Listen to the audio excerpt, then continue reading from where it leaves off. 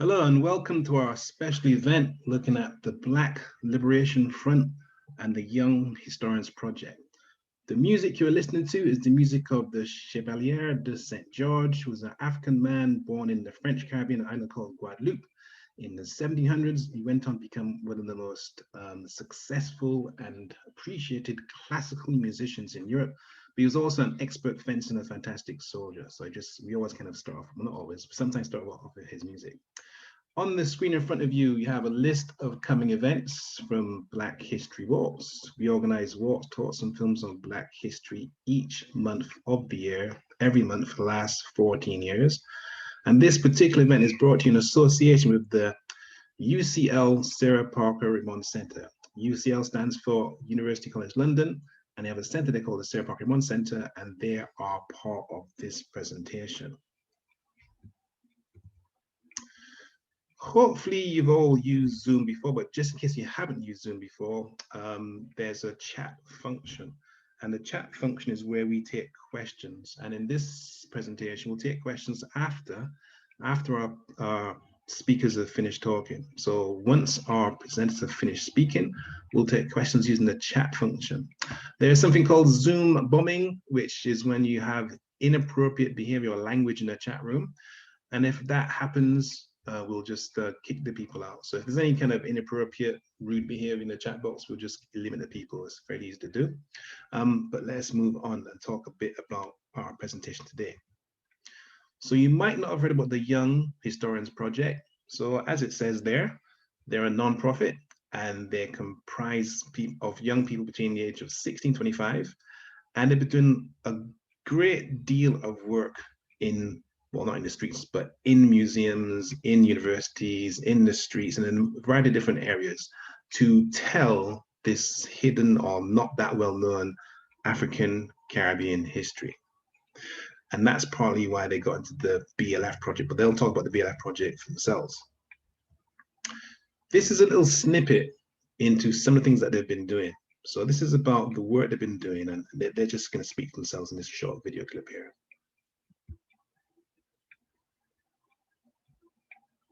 The Young Historians Project is a non-profit organisation formed by young people. Each member is dedicated to the development of young historians of African and Caribbean heritage in Britain. YHP has taken on a new challenge, investigating the history of African women and the British Health Service from 1930 to 2000. So sit back as we take you through some of our recent activities, interviews, and show you what we've got up to so far.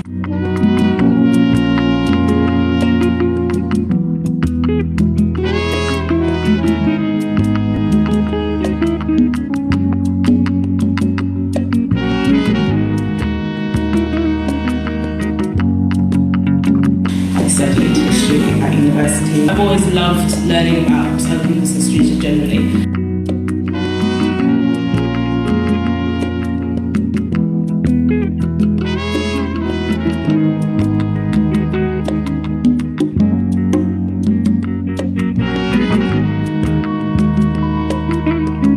So I didn't really know all that much about my own history until I sat with my grandmother. I feel like it's only recently that I'm trying to make a little effort to learn about Black British history.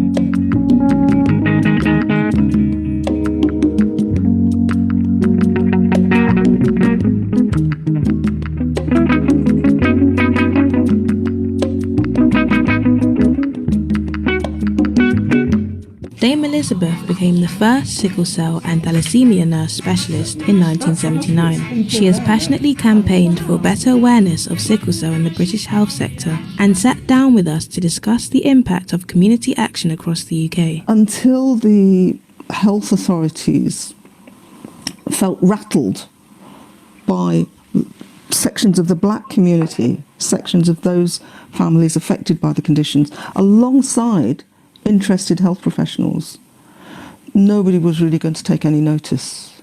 And the NHS did get quite rattled by the upsurge in activism in sickle, and it it was in the Midlands, it was in London, it was all over the country, there was hotspots of it happening. And what really did help was the setting up of the Sickle Cell Society, which was obviously a mixture of those affected by the condition and interested professionals. So we started interviewing people probably last year.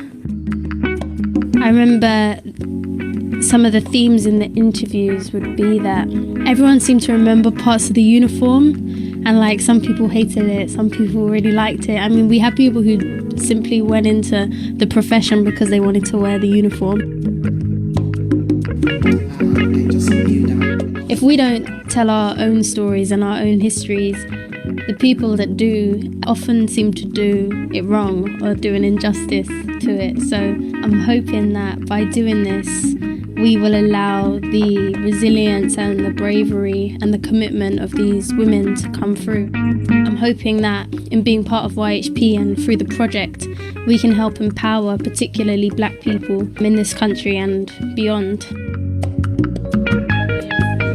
We all got to say our goodbyes the best we could. Workshops like the podcast workshop we did with Everyday Muslim Each other face to face, and I knew, I was like, okay, so how am I were really good because I guess it's giving us means and like avenues to take what we've learned and the history that we're studying and making it more engaging and fun for other people to learn. The podcast workshop was really useful. But actually, the fact that he didn't sound 100% as clear as I did, it added to the sense of the actual podcast.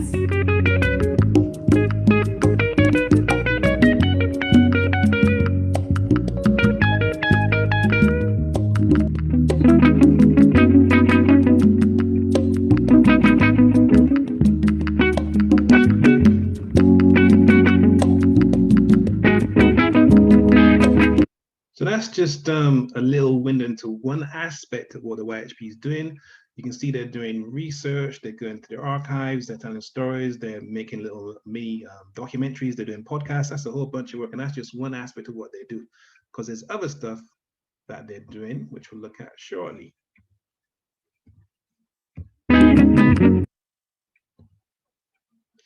And this tells you a bit about why they were set up. So in 2016, only 3 Black students were admitted to train as history teachers.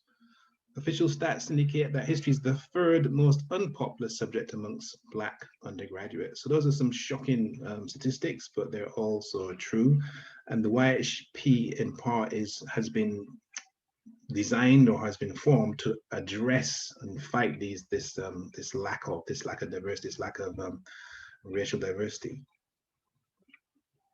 And apart from doing research and podcasts and the stuff you just saw 2 minutes ago, they also kind of sponsor debates and conferences around the country. So this is from Leeds. There's a little clip of what they've been doing up there.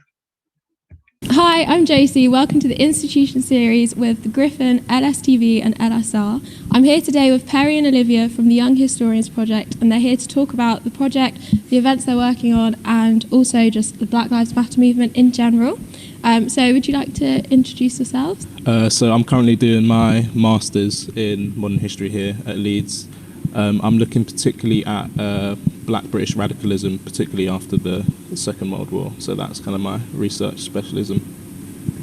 Yeah, my name's Olivia. I'm also an MA student here at the University of Leeds, and my research looks at Black women's activism in the 1970s and the 1980s in Leeds in particular, and I've been a volunteer with the Young Historians Project since April 2019.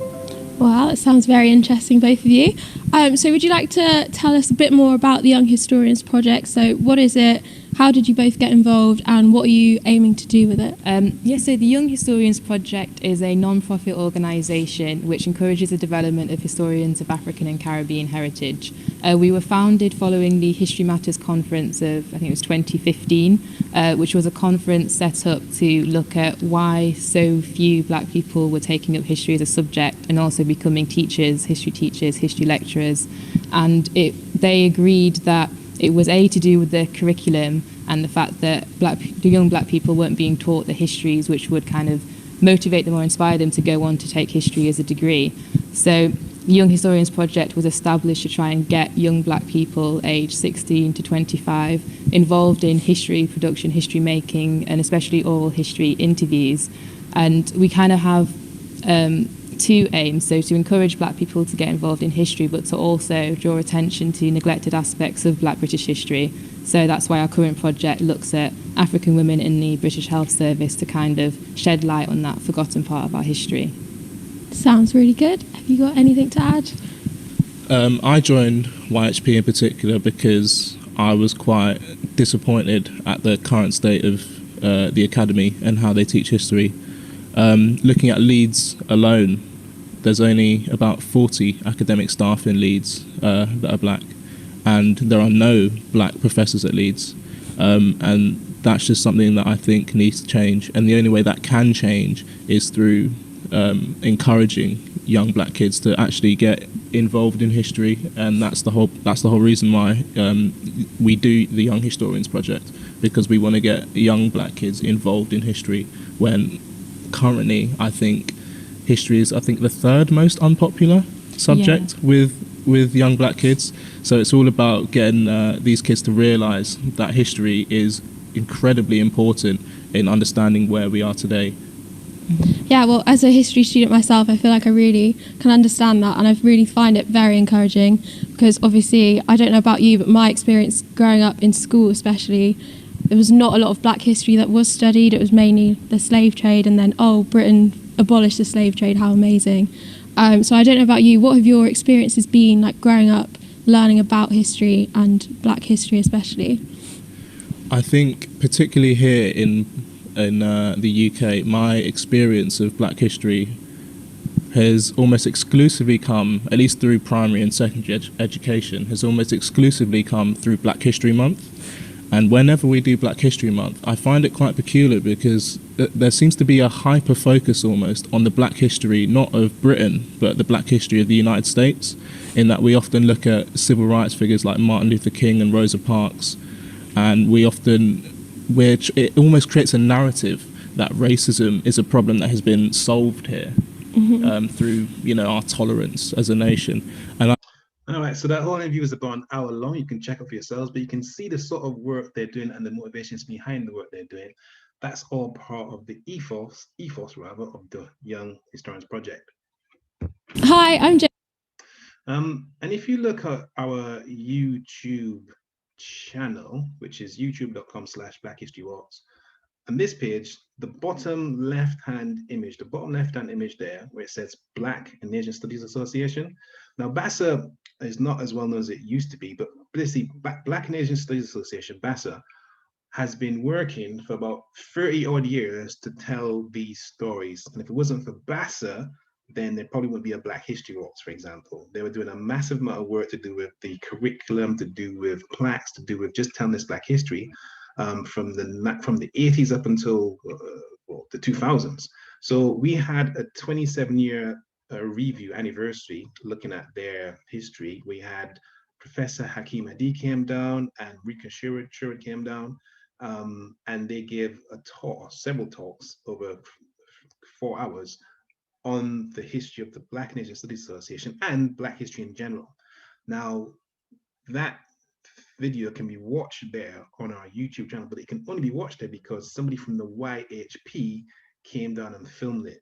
So if it wasn't for that camera person from the YHP, you'd not be able to access 2 hours of Black and Asian, the Black and Asian Studies Association history. So I have to say thank you for that, and that's why we kind of are giving the Young Historians Project a focus to actually tell more of what they're doing. This event is going to be recorded, or it's being recorded right now. And when it's finished recording, we're going to stick it on this platform here.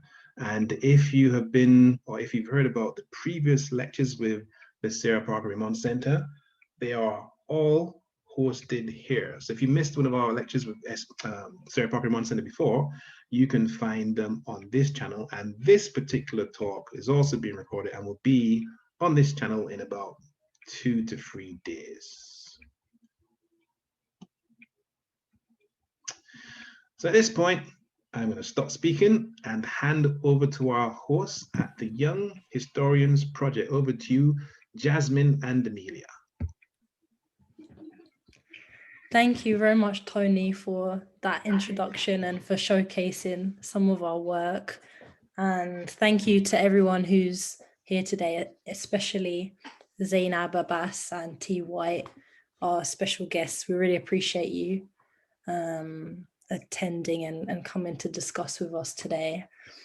So Jasmine, I don't know whether you would like to give an introduction of, oh yeah, I'm Amelia, by the way. I'm the project coordinator of Young Historians Project. And I've been involved in YHP since 2016. And Jasmine has also been involved, I think, for a similar amount of time. Is that right, Jasmine? Yeah, I don't remember the year, but probably, yeah. Yeah, so what we're here to discuss today is, as Tony has showcased, we do a lot of different things and kind of side projects and projects. But what we're here to discuss mainly today is our project on the Black Liberation Front and the documentary that we produced from that project. So Jasmine, do you want to give like an introduction into that documentary and how you found the process of producing it? So I joined YHP initially with an interest in filmmaking, to be honest, and thought that my skills, I didn't have many. I quite like the idea of filming, and it seemed like a really meaningful, urgent and important project. So that's why it appealed to me.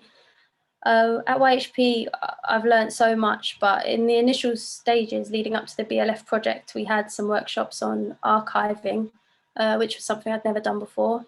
So that was interesting, visiting the Black Cultural Archives, the National Archives. I know some people went to George Padmore Institute, I think. I didn't go there.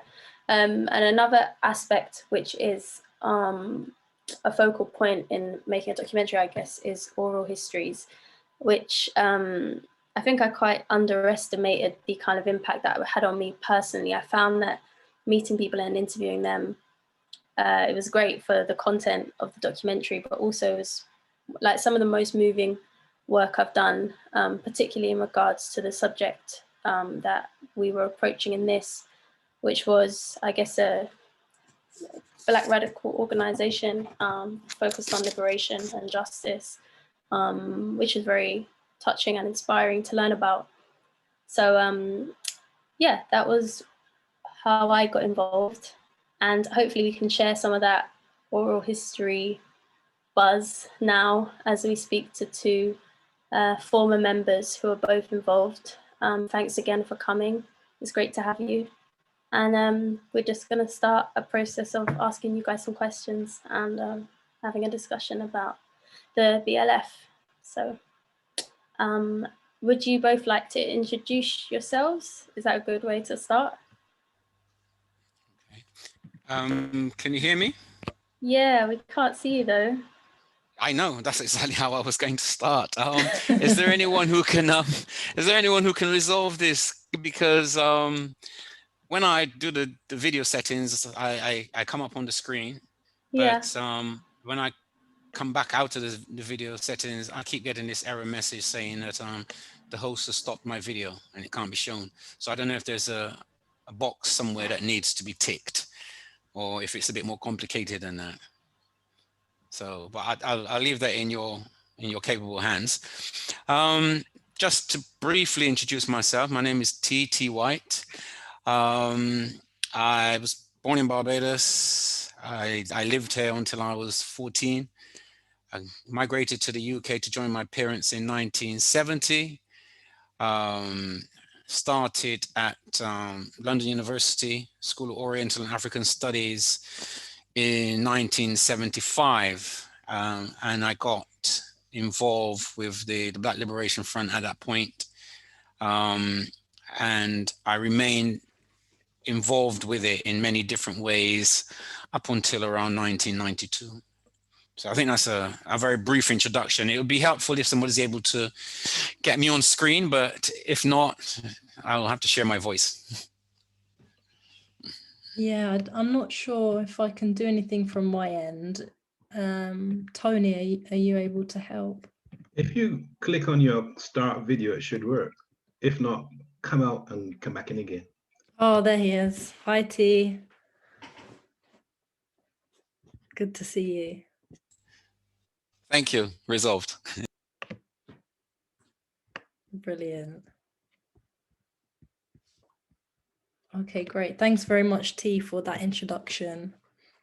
Zainab, would you like to go next and introduce yourself, your background, and how you found yourself in the Black Liberation Front?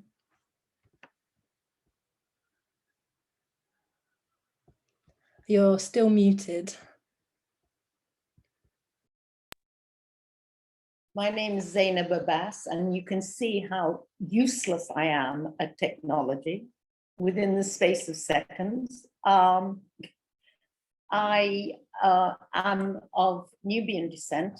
My parents were Egyptian, one from the south, one from the middle, but I was born in the UK in 1950.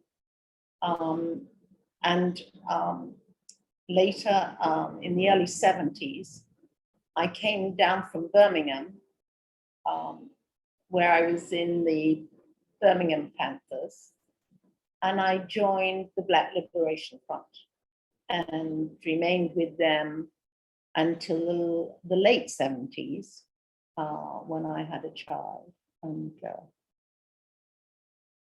became a single parent. And then I sort of faded into the background, but still maintained my contacts internationally for the BLF, and as well as my friends in the BLF in the UK. So that was my brief background. And T and I didn't meet each other. We keep living in 1 degree of separation, but today we're at 0 degrees. Absolutely. Well, good to have you both. Good to see you again. Both of you, actually, I've met you both. My first question was, at the time that you joined the BLF, did you feel like there was a general buzz of activism, either in your social circles or around you? And what led you to the BLF in particular, as opposed to some of the other organizations? Because we did, in our research, we found out about the Black Panthers party here, and also what was the one in Lewisham? Do you remember? Black Unity and Freedom Simba? Party. Black Unity and Freedom Yeah. Party. Sorry. Yeah. Yeah, and some other people doing great work. So yeah, what attracted you to the BLF personally? Me personally, when I came down from Birmingham, I knew the BLF. I knew of the BLF. You've got to put this, imagine this. I want to paint a picture for you, okay? The picture is, all over this country, there were Black organizations appearing and developing philosophies and being inspired by events all over the world. One of the main events that inspired us was, of course, the Vietnam War, which people forget about. People don't realize that this was a country which was being bombed in one day, more than the bombs that were dropped in the Second World War. And there was a lot of Black activity surrounding the Vietnam War. Martin Luther King came out against it. Malcolm X was definitely against it. But also Muhammad Ali came out against it. And SNCC in the United States came out against it. But there was a mass movement here too. And Black people were very much a part of that. I went to, no, it wasn't me that went, but a friend of mine went to Red Lion Square, to the big Vietnam demonstration. T, do you remember? And there was loads of Black people there. Black people were politically active at a very politically active time in our history. We were often inspired by the Black movement in the United States, but being inspired is not copying. we didn't copy the Black movement in the United States. We had specific conditions relating to us in the UK. I found the BLF attractive because it didn't take what I considered, forgive me, T, because I don't know your politics here, but it didn't follow a narrow back nationalist line that I did not support. I'm very much an internationalist, and struggle is struggle. And for me, the BLF at that time, in the early 70s, was about justice and fighting for justice. And it included every struggle around the world, including the Vietnamese, because in the early days, that fight wasn't over. But also the American Indian movement, indigenous peoples all over the world, in Australia as well, African American people, but also the whole of Southern Africa was under settler colonialism at that point. So that was what inspired me. That's always been my focus and my inspiration. And it just happened to be that a lot of Black people here were part of that. Yeah, I mean, I think, yeah, I just wanted to add to what Zainab said. I think that the importance of context is needs to be borne in mind. It was a different time. It was a different time. When I left Barbados at 14, there was ongoing discussion and debate in Barbados about Black Power. Not many people remember the Black Power revolt in Trinidad in 1970, but that was one of the most profound things that impacted my thinking. There was a state of emergency. Eric Williams, who had written Capitalism and Slavery, ended up banning his own book. And the people in Trinidad were on the move. He prevented Kwame Ture, Stokely Carmichael, who himself was a Trinidadian, from returning to Trinidad. So there was a sense in the world that people were on the move. The old regime of kind of white supremacy and colonial enslavement, that it had to be swept away. And it wasn't just on the political level, but also the cultural and ideological level. Slogans appeared like "Black is beautiful" and "Young, gifted, and Black," and people wearing afros, and people were basically saying, "This is who we are. We're proud to be who we are, and we're not doing all these things that we used to do for the last however 100 years, how many hundreds of years, in order to try to be somebody else. That's not going to happen." So I think that was the context that we were growing up in. That was all around you. And I mean, someone said to me at the time, whoever you were, to be any, had to kind of like be a revolutionary. You had to be like, yeah, we're for the revolution. We want to see change. So I think when I went to the UK, and then you have to understand what the UK was like. The UK was still, I mean, I didn't live in the UK in the 60s. I mean, my parents and elder siblings told me about it, about no dogs, no Irish, no blacks, about the slums in the sort of North Kensington, and, the landlords, kind of like gangster landlords, and the kind of the horrific conditions that people were living in. And then into that mix, you came into a message that basically said, you are in Britain and you have to assimilate. We don't care who you are. We don't care what your culture is. We don't care. You have to assimilate. And if you're not going to assimilate, you need to get out. So that was the message. So you reacted against that because of the climate that you were in, and also the unjustness of the demand. So when I first went to the UK, I lived in Reading because my family had managed to move out of London and buy a house in Reading. So I went to Reading, and that context that I was talking about, we soon, as young Black people in Reading, said, well, there are no facilities here in this town for us. So we need something. So we put together a group. We went to the council, we argued with them, we berated them.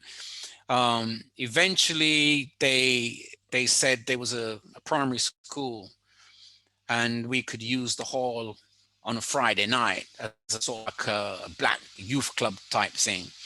So that was a kind of a start. We set up a group, I think it was called the Apollo Youth Club, and it's actually still active now. It's still going all these years since. But we set up this youth club, and then in the youth club, we had all the things that people do in youth clubs, table tennis, handball, volleyball, that kind of stuff. But we also had people come down from London. So we had people come down from the BLF. They would bring down Grassroots. We had people come down from the BUFB. They would bring down Black Voice. They'd have meetings, talk to the young people about what they stand for. And so that was my kind of introduction to kind of like Black organizations in the UK. And then when I moved to London to go to university, my sister lived around the corner from the Grassroots bookstore. So I naturally kind of got involved with Grassroots in that way. I'd go and help at the bookstore. I used to help Tony Suarez with the bookstore in Portobello Road.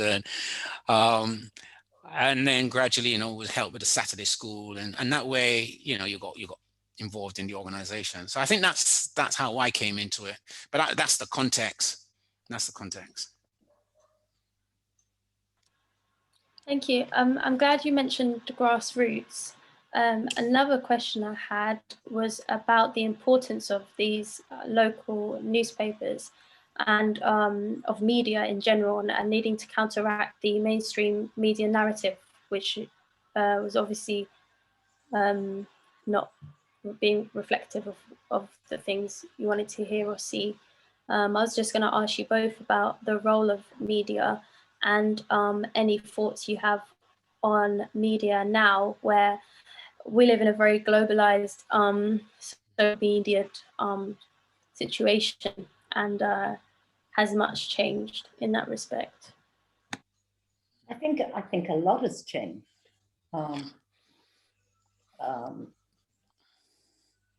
But at our time, at my time, certainly, I think I'm a bit older than you, T, but at my time, the newspaper was the essence of what we were doing.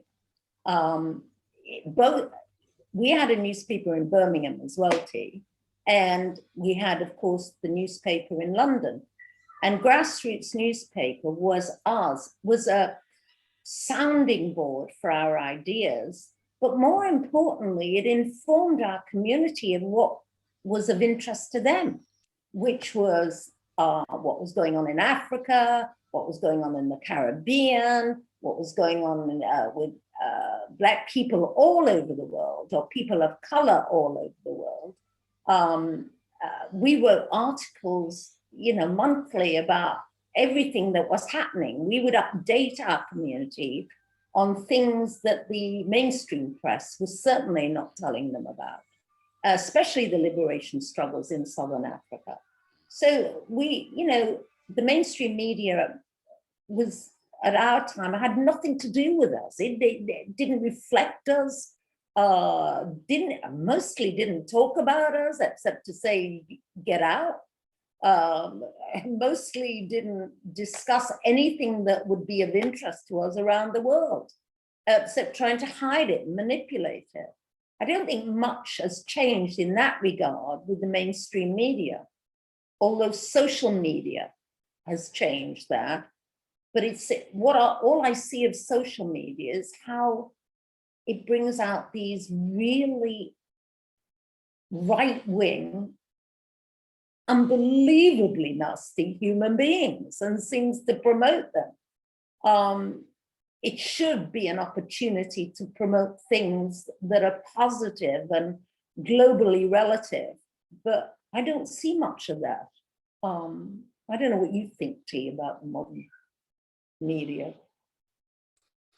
I mean, I'll start with the first part of the question, and I'll come to what I think about the current situation. And I think what Zainab says about central role of the newspapers is important, because one, it helped to organize us, because if you have to produce a newspaper, you have to write articles, you have to get it to the publisher, get it printed, you have to bring it back, and then having brought it back, then you have to go out and sell it.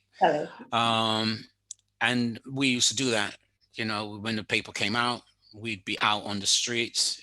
We'd go to Harlesden Market, Brixton Market, Ridley Road, basically any market where we thought there's going to be a concentration of Black people, we would go there. And we would stand there on Saturday mornings, try and sell papers to people. Sometimes people would dart away as soon as they see you come in. Some people would come up, they want to buy it, they want to engage in discussion. And that also is a way sometimes of bringing other people in. You know, people would get involved even from these kind of discussions. And we also had kind of meetings that would go on a fairly regular basis. So you could invite people along to meetings where the discussions could be extended. So I think the media played that role as an organizer for us, trying to get all forces together and get them organized. Also, as Zainab said, as a way of presenting to our community an alternative narrative. And I remember kind of vividly that when I first came to Britain, the only time that a young Black man would be in the media is if he was a mugger. That was it. There wasn't some other, I don't even so much think there were even like athletes at that time. There weren't really. It is like these young Black guys, they're going around mugging these little old white ladies, knocking them down in the street and stealing their purses. So it was kind of like a moral panic in the media. And then if you happen to be a young Black guy who was caught by the police and dragged to court and accused of mugging, then you probably were going to get a very long sentence in prison, whether you were guilty or innocent. That was the kind of climate that was created. So trying then to present what the reality was from our perspective, like, you know, whether it was the Mangrove 9 or Tony getting arrested, or the you know, Tony Willie True down in Oval. I mean, the first time I knew about Asita Sims was through the Black Voice. The killing of David Omowale, I think in Leeds, in fact, that wasn't covered in the mainstream. You wouldn't find out about those things. So the media played that role of actually informing people, like, this is what's going on. This is what's going on. And as Zainab has also said, making kind of reinforcing for us, because don't forget, we were primarily migrant communities that arrived in the UK. So constantly reinforcing the fact that the UK is not the world, that we are connected to people outside of the UK. We're connected to the people who are in Africa fighting. At that time, they were fighting the Portuguese colonialism in Guinea-Bissau, in Angola, in Mozambique. They were fighting in Zimbabwe to try and put an end to Ian Smith's settler colonial regime, and also in South Africa, where there's the apartheid regime. And you have to remember that these were regimes that were fully supported by the mainstream media, by the government, in the same way like how Israel is today. I mean, I remember there was a big issue, there were two big issues at the time. One was the issue within the so-called Commonwealth, that because the settlers in Rhodesia had declared unilateral independence from Britain, they should be under sanctions. And so there was a constant battle between the African governments and the British government. So the British government was doing everything possible to undermine sanctions, to keep things going, to support. And I think it was Harold Wilson that said, you know, we have to support our kith and kin. I said, these white people in South Africa, I mean, in Rhodesia, who are running this racist regime, they are our kith and kin, so we have to support them. So that was the scenario in which we were operating, and that was the role that the newspaper was playing in terms of elaborating those things for our communities, giving people an alternative perspective about what was going on. And in terms of today, I think obviously social media has made it more possible to develop such a media. Back in the day, I mean, you know, producing a newspaper is a long, arduous task. You know, you do a little bit lecture setting and you're doing headlines with, you know. Now it's all computerized. You can have a laptop, you can produce a website in no time. You can set up a Facebook page. You can, so the task of building that counter narrative, of using our media to fight our corner, and recognizing that we are not, the role of our media is not to influence their media. Their media is fighting their corner. The role of our media is to get us organized, to get us aware of what it is we need to do in order to go forward. So I think there's a lot more possibilities today for us to use the media in that way, because it's so much easier. And you know that they are getting rattled because they're starting to censor people. They're talking about fake news and disinformation when they're the originators of fake news and disinformation. So the thing is that their narratives are being challenged, and because their narratives are not strong, they're having to resort to these other methods to censor people, to stop you hearing the wrong idea because it might be convincing to you. So I think that there is a lot to be done, because what we were trying to do then still needs to be done now. Exactly. We've made some steps forward, but the job's unfinished. Totally. Thank you. Zainab, maybe you can speak a bit more on this, because T, you brought up some of the international aspects of the BLF, in particular as an organization. I know that you were the international secretary at a point, Zainab. So I wondered if you could speak a bit more on that and the importance of internationalism within the organization. I think it was fundamental to the organization. I think it was the very basis of our philosophy as the Black Liberation Front, and that's what attracted me most to it. What was exciting for us was in 74, we sent a delegation to the Sixth Pan-African Congress in Dar es Salaam, and it was interesting because, you know, another aspect I hope you'll ask me about is women in the movement. But it's interesting at that point that of the 3 delegates from the Black Liberation Front, 2 were women, myself and Gerlin Bean. And there was no misogyny then. I don't think any of the brothers would have dared tried it on. We were strong women and we were respected for it. That trip really emphasized the international work we needed to do. We met members of most of the Southern African liberation movements. We met members from Mozambique, Angola, from Zimbabwe. I never forget the fact that I was fortunate enough to meet Herbert Chitepo before the South African government killed him with a bomb. What a brother that was. We met every one of the liberation movements, SWAPO, Swanning from Namibia, MPLA from Angola, Frelimo from Mozambique, every one of them, the ANC, of course. It was a very exciting time because it was a two-way conversation. It wasn't a one-way conversation. They didn't just say, oh, this is what you can do for us. They wanted to know what was happening to us in Britain. And so we could focus on explaining to them some of the struggles our people were facing in Britain. They knew we were a very poor community, economically poor community, culturally rich, but economically poor. And therefore they didn't want money from us. They knew we could not provide major resources that they need. They needed to get that from governments in Africa and governments elsewhere, such as the Soviet Union and China, because no Western governments, and it's really important to note this, no Western government in any shape or form supported the liberation of Southern Africa.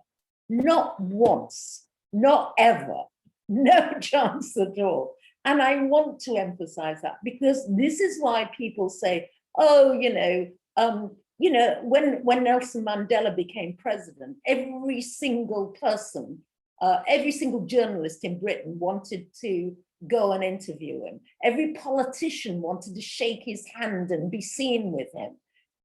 These people did nothing, absolutely nothing for the liberation of South Africa.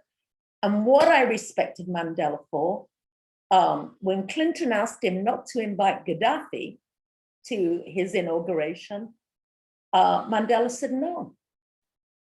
Gaddafi was our friend throughout and supported the ANC throughout. There is no way we're going to exclude him. So these are the international relationships we started. We're also with something I must say, with our brothers and sisters in the United States. As you know, I think the YHP knows full well, I've had a 50-year friendship with Kathleen Cleaver following an interview Ansel and I did for Grassroots with Eldridge and her in Paris. I also met Kwame Ture, Stokely Carmichael to some, still Kwame Ture to me, and great brother who had nothing but respect and didn't understand what was happening in Britain, because he'd been misled by a lot of people, particularly the Michael X's of this world. But when he understood what was going on, and when he understood what the BLF was doing and our relationship with the American Panthers, we began to understand our struggle. So I'm very proud of the international relations we had. It meant that, another example, I don't know whether you know this, T, or you remember this, Gil Scott-Heron, who was godfather to that wonderful rapper, what's his name? Tupac. Yeah. Tupac, yeah. Tupac. Yeah, he was godfather, but Tupac's parents were both New York Panthers. So when Gil Scott-Heron came to London, he was told to get in touch with the BLF. He came down to our shop and on Goulburn Road, he gave us, I told him straight, I said, look, he said, I want to get Black people to my concert. I don't want to look at white faces. And I said, brother, your top concert tickets is a week's wages for us, a week's wage. No way are Black people going to go or can afford to go. And what is amazing, he gave us a pile of tickets. And we went out in Brixton and the Grove, Ladbroke Grove, and just handed them out to loads of people. Lots of Black people turned up for his concert. But that, again, was our link to the Panthers. These relationships were formed through our international link with the Black Panthers all over the world. And also, do you remember that, I don't know whether T remembers the time we had a sister over from the Indigenous community in Australia, who was part of the Black Panthers of Australia.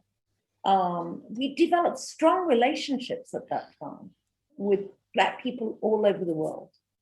Relationships I'm very proud of, including, by the way, the Palestinian people, which is very close to my heart. I was raised on Palestine. My mother talked of nothing but Palestine. And I wrote about Palestine in Grassroots quite prolifically, quite often. And our relationship with the Palestinian people developed, enormously during that time. Can I just add, because I think Zainab has explained that very well. But I think the point I wanted to make is that it would be natural that we would have those links, because the idea that Britain exists independently of the rest of the world is not accurate. Britain has been the primary source of European settler colonialism in the world. It was the people from Britain that sailed to America, committed the genocide, seized the whole of North America, Australia the same, New Zealand the same. So this huge international mechanism that they have built, which they like to call, but they don't like to call it, but it is modern capitalism, then they've built and constructed over the last 400 or 500 years, and has been built on the backs of people all over the world, including us. And the fact that it was built on our backs is reflected in the migration to Britain. After 400 years of colonial enslavement by the British, the only way you can get to eat is to leave where you live and go to Britain and try and get a job. So it's natural then. Yeah. It's happening. Sorry, Zainab? No, it's happening now too, with all these migrants coming to the UK. And they say, oh, these people have got to be stopped. Hey, you should have been stopped when you were raping our countries and stealing our resources. And I think that was something that everyone said, but I think the issue as well is, so for us, the way that the opponents operate, they try to disorientate you. So then they say, all right, you're ethnic minority. So your frame of reference is the shores of Britain. Now their frame of reference is the globe. And now they're talking about going to Mars, and they're talking about wherever else they want to go. So by they trapping you in a frame of reference that disempowers you, that weakens you, so then your issue becomes, well, okay, well, how can I make it in Britain? But the issue is not how can I make it in Britain? The issue is how can we, these communities of people that I'm connected to in Britain and around the world, how can we unite? How can we do what we need to do in order to put an end to this mechanism that you've created? And so I think it is only natural that once you start to become political as a Black person, you immediately, how can you as an African look at the situation in Africa and be indifferent? How can you? It's impossible. Yeah. How can you look at the situation in the Caribbean and be indifferent? You can't. So automatically you start to think, well, what should we do? How can we link up? How can we build bridges? How can we learn from each other? And it's only, like we did so much, Africa Liberation. I learned so much. I learned so much from people involved in the struggle in Zimbabwe. In fact, that was one of the struggles I was really involved with. And some of the people, a bit like you said with Herbert Chatepo, African people who are working out how to put an end to settler colonialism in the face of the most powerful governments in the world, the US government, the British government, and don't let them ever lie to you, because everything that Zainab said is absolutely true. They were the biggest backers of every single one of these regimes, apartheid regime. Well, you can see now with Israel, there is backers. It doesn't matter how many crimes they commit, they find a way to make it sound like they're not really crimes. And then they have the audacity to speak about human rights and liberty. But the issue, I think, is to understand that this international connection is not an add-on. No. It's not an add-on. It's part and parcel of what we do. It's part and parcel of who we are. And it's about each of us taking up our responsibilities in the space that we're in and trying to do what we can and exchanging views and learning from experiences and so on. But yeah, that's what I wanted to say about the international side. Thank you. I think that ties into YHP as well, in the sense that through our study of Black British history, it's not an isolated history, it is British history, and there's no British history about Black history or about an international and globalized history, as you said. Absolutely. I just wanted to say something quickly about I YHP. was going to ask you about culture and politics, how they're connected. Okay. before I say something about culture and politics, and do you mind if I go first this time, Zainab? Yes. Before I say something about culture and politics, I just wanted to say something about the YHB, because I think the work that you're doing is so important. I really do.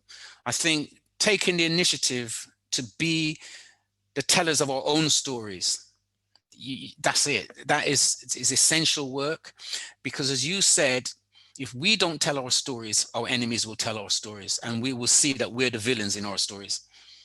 So we have to tell our own stories from our own experiences. That's the point I wanted to make. Culture and politics. It's not possible to separate them. Culture is politics and politics is culture.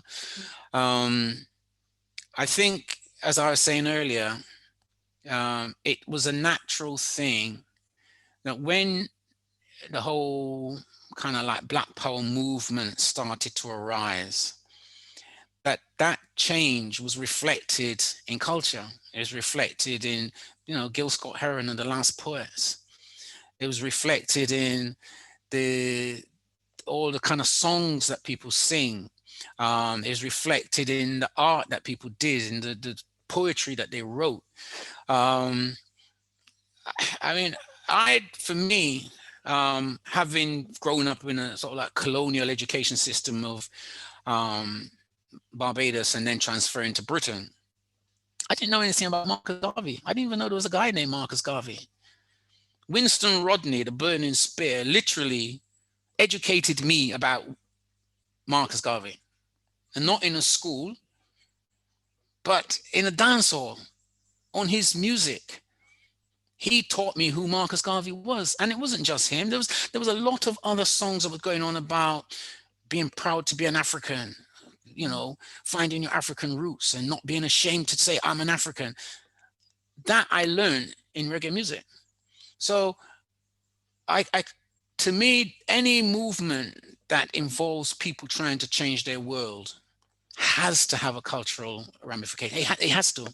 It can't but do that. And there are people who have cultural, people have skills. There are some people talented as writers, as singers, as painters, as poets.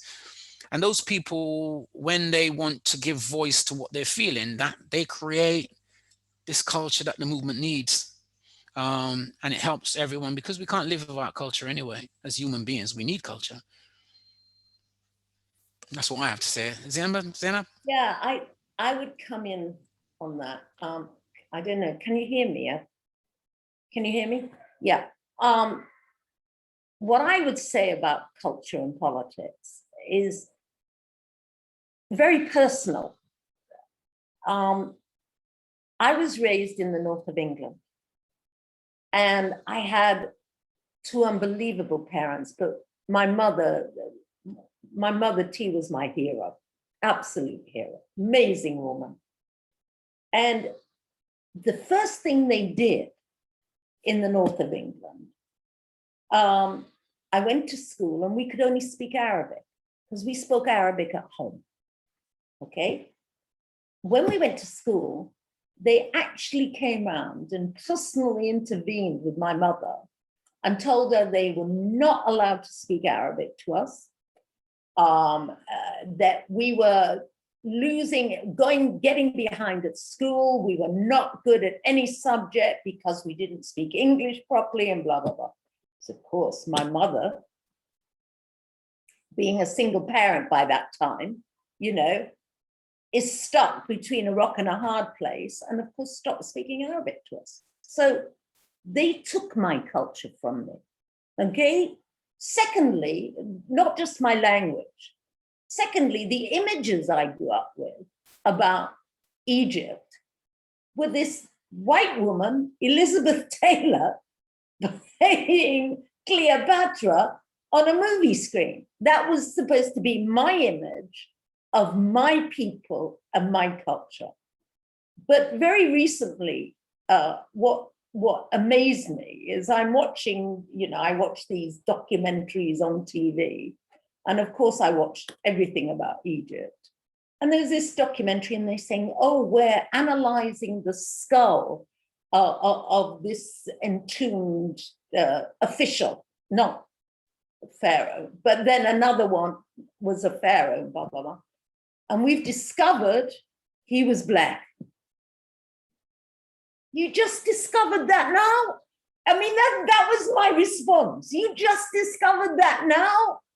You know, this idea that there is an Africa south of the Sahara is implanted to ensure that one of Africa's greatest cultures, because I include Zimbabwe and Benin and blah, blah, blah later on, but one of Africa's greatest cultures that the West is so envious of, they couldn't accept that it was from Black people. Well, sorry, it was. And there is no such thing as Africa south of the Sahara. There is Africa. And I'm from it, and I'm a part of it, and it won't be taken from me, ever. And that's one message I would like to share about culture. And I'd like to add two things to that, because I think it's a very powerful story. And the first thing is the power of the narrative. The power of the narrative.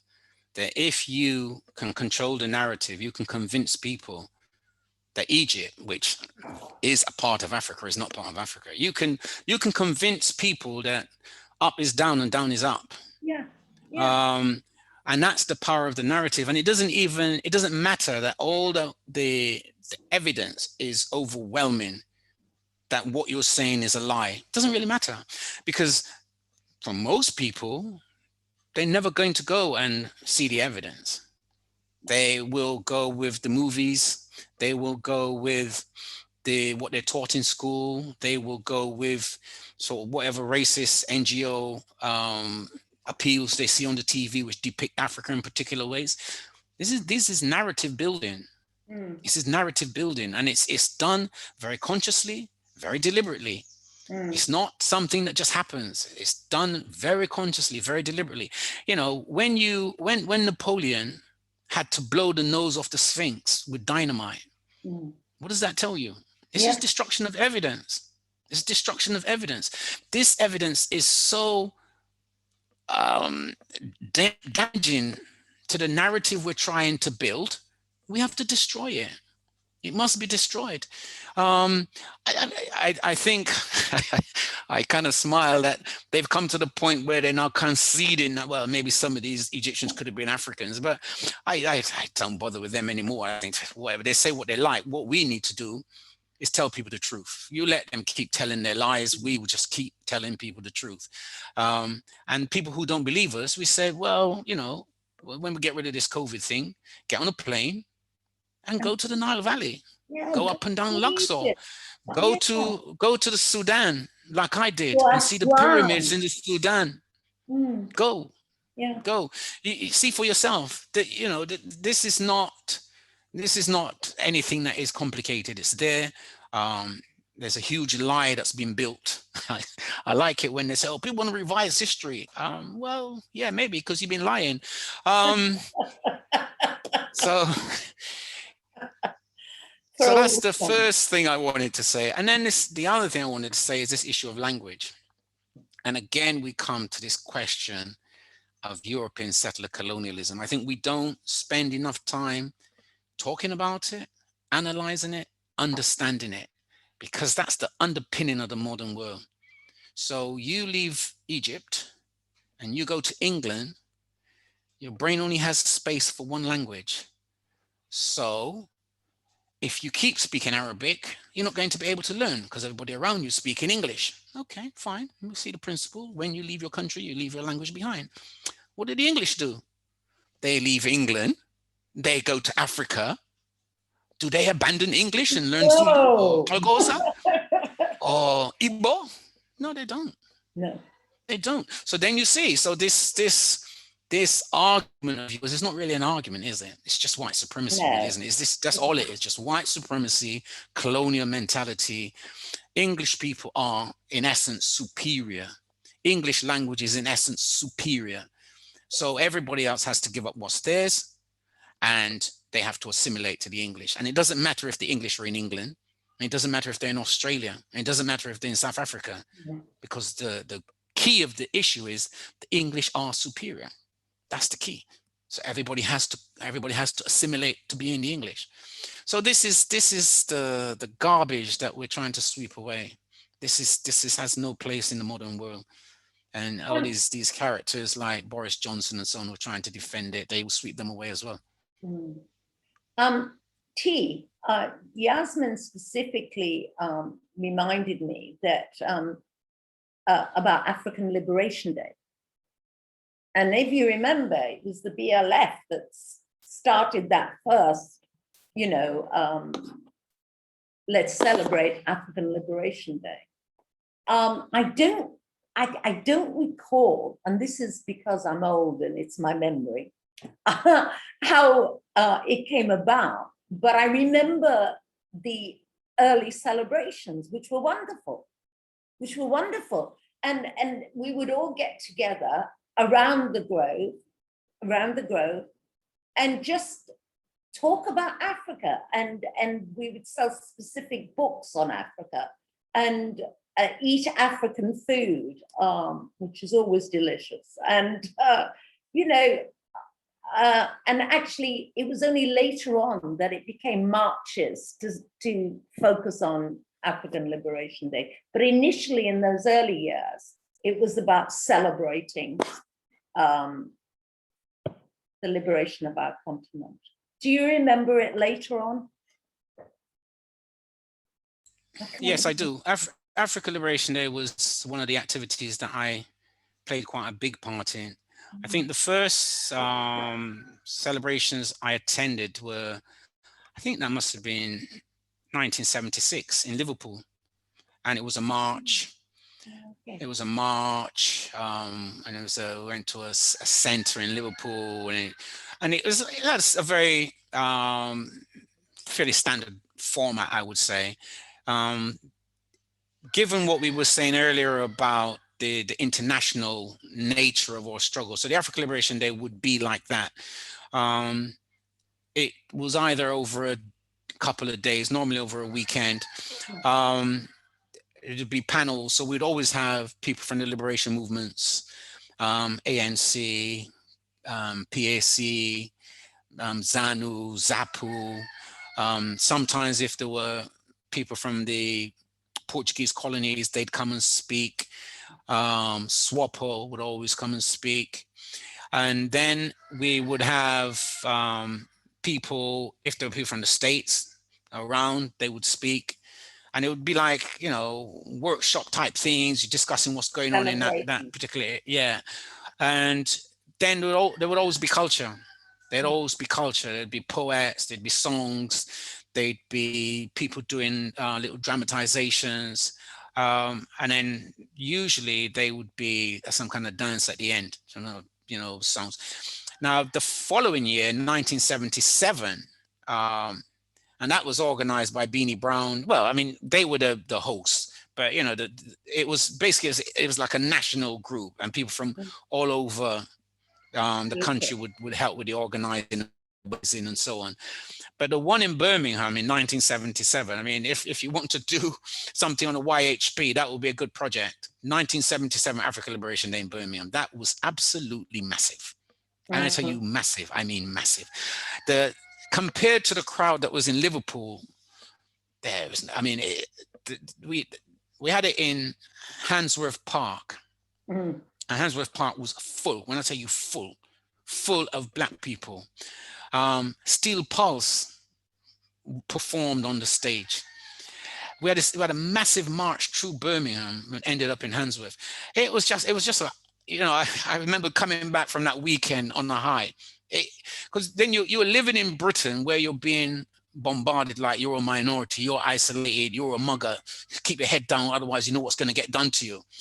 And you go into this environment where it's just thousands of Black people, and a lot of them young people, not all, and everybody's chanting Africa, and everybody's very Africa this and Africa the next, and you come out, you're like, wow, I'm ready. I could face England for another 2 weeks on this, So that was an amazing kind of thing. And then obviously, you know, it continued for many years, many years. And it's important. It's important that we acknowledge that. We have work to do, but we also have to acknowledge the work that has been done, because where we've got to today hasn't been easy, whether it's in Africa, whether it's in the Caribbean, whether it's in Australia, wherever we are in the US. And I know there's a lot of people say, oh, this is no good and this needs fixing, and this, you know, and it's true. It's not where we want to get to, but there's a lot of blood that's been shed to get us here. A lot of sacrifices, personal sacrifices have been made to get us here. Some of the people we know, some we don't. But it's important to bear that in mind, so that when we see, okay, we're on a journey, this is where we've got up to, but we still have work to do. But the ancestors, we shouldn't forget what they've done, because they've brought us to where we are now. So I think it's important that we acknowledge Africa Liberation Day. You know, we acknowledge the fact that even like you were saying, Zainab, even the fact that they now say, well, yeah, maybe some of these Egyptians could have been Africans. Yeah, okay, fine. Or even that they acknowledge political independence of African countries. I remember when I was studying African history and I was reading this report by some colonial administrator in Rhodesia at the time, or northern Rhodesia, I think it was called at the time.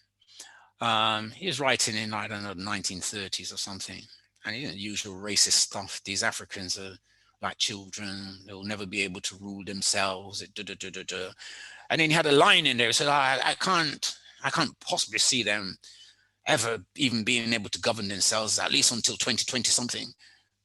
So anyway, in 1980, they had to lower the flag of Rhodesia and Zimbabwe was born. And that was through the effort of people. It didn't just happen. They didn't just, like they tried to do with, like, we abolish slavery. It didn't happen like that. It didn't go to sleep one night a bad person and wake up the next morning a good person. It wasn't like that. It was blows that drove them into a corner, that made them think, okay, either we keep doing what we're doing and we might lose everything, or we make some concessions here and try and keep what is important to us. And that's it. That's it. Anyway, that's my view on it. Totally agree. Great, thank you both. I had a question, and you've both touched on it a little bit in your answers already, but just about it, for example, Herbert Shitepo and his unfortunate assassination, obviously a common occurrence, especially for Black radicals at that time. So for you both, as Black radical activists in the Black Liberation Front, did you ever come across confrontations between yourself and the state? And if so, how did you navigate it? Shall I go first, T? Yeah. We had confrontations. I mean, Black people were being confronted every day. It wasn't unusual to be stopped by the police. Quite the reverse. It was unusual not to be stopped by the police. And this was for sisters as well as brothers. It wasn't just the male side that got this.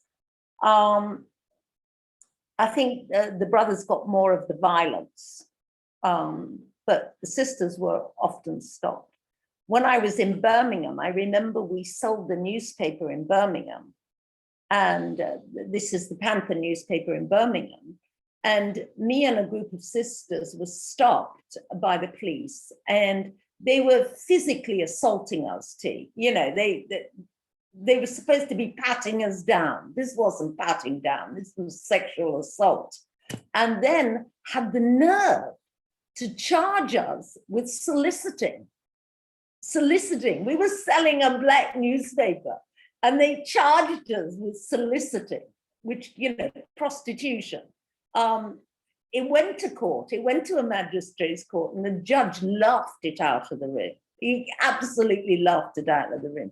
But the point is, they could get away with things like that. That was their level of harassment. It was very basic and very abusive. I've got to tell you, I was never afraid. I think when you're young, you have the bravery of youth, okay? But, you know, I often refer to my mother, and she's not my hero because she was my mother. She's my hero because she taught me not to fear, be fearsome. Always go forward, always move forward, be strong in who you are. And that's very important for any young Black kid in this country, you know, for any kid that's different. Move forward with who you are. Recognize who you are, love yourself, and don't ever be afraid. So I was never afraid. I was never bothered by police harassment. It happened to all of us. It was a regular occurrence, but I wasn't afraid of it. And by the way, can I just say something that T hit on? You, of the young historians, you are doing something amazing. And often, I don't think you realize how amazing it is. For the first time, no, you know, please believe me, I say this with all its sincerity.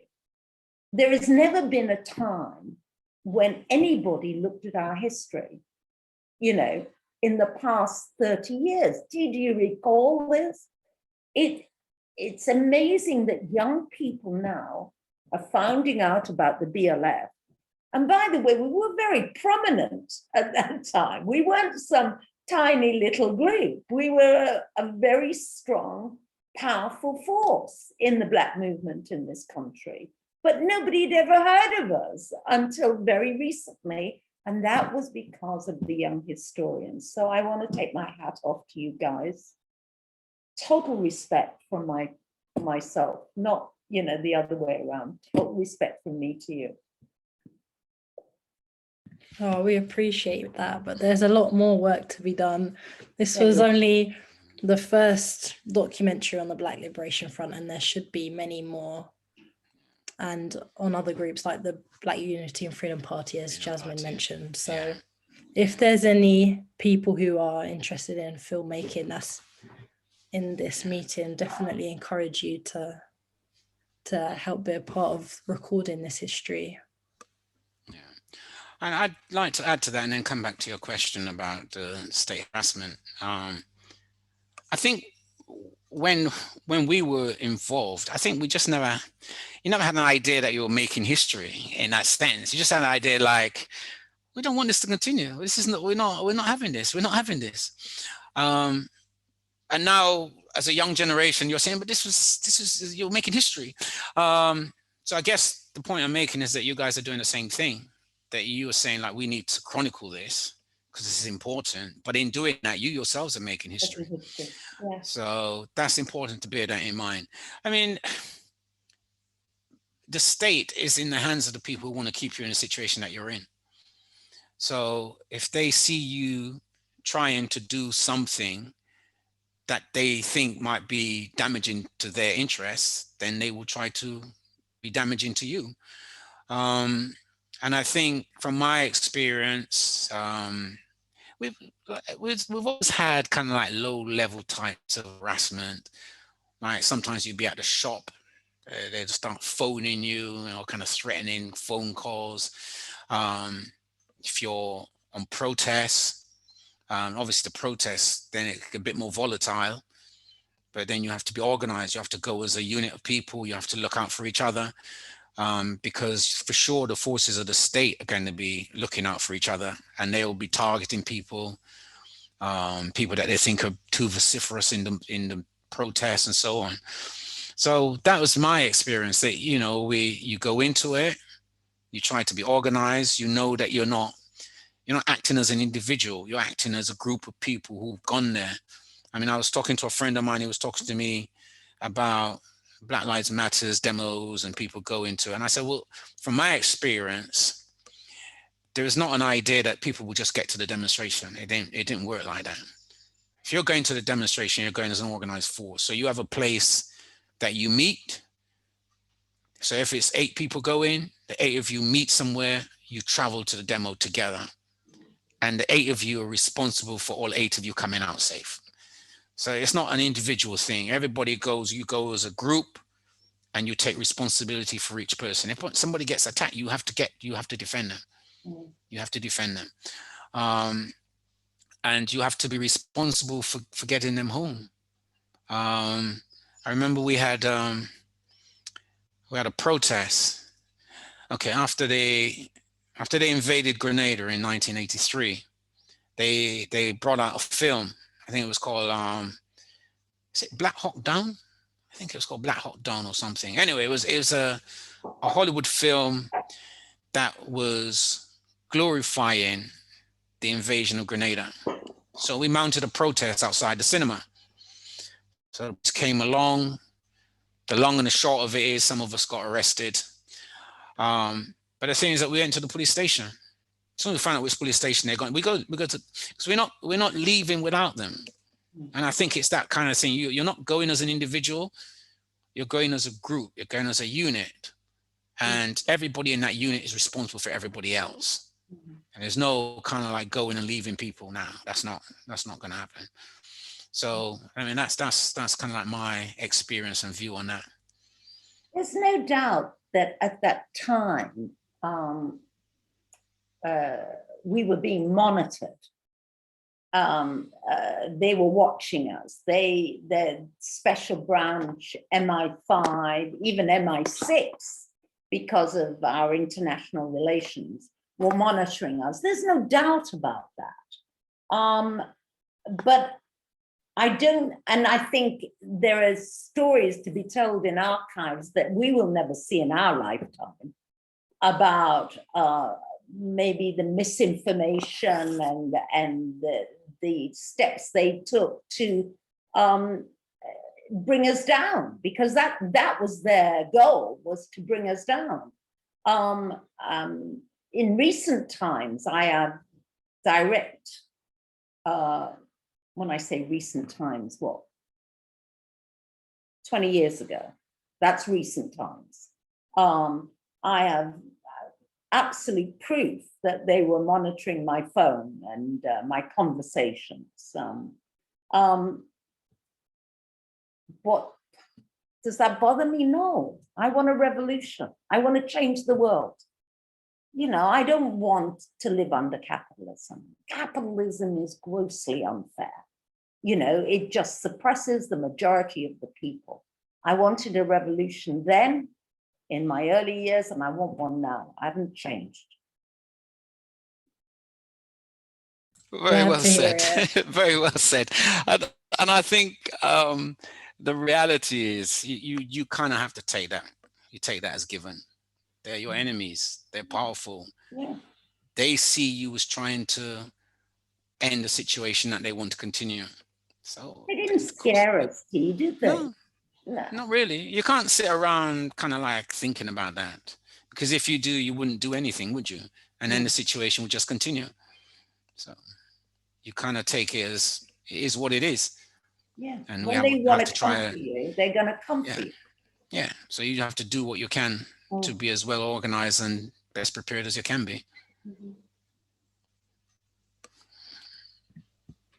Wise words, thank you. I think we're going to have to pass over to Tony soon. So, Jasmine, were there any other questions that you had for Zainab and T before we do that? No. I was gonna ask Zainab about women and the role, in the Brixton Women's Group a bit, but I don't know if we need to hand over now. Okay.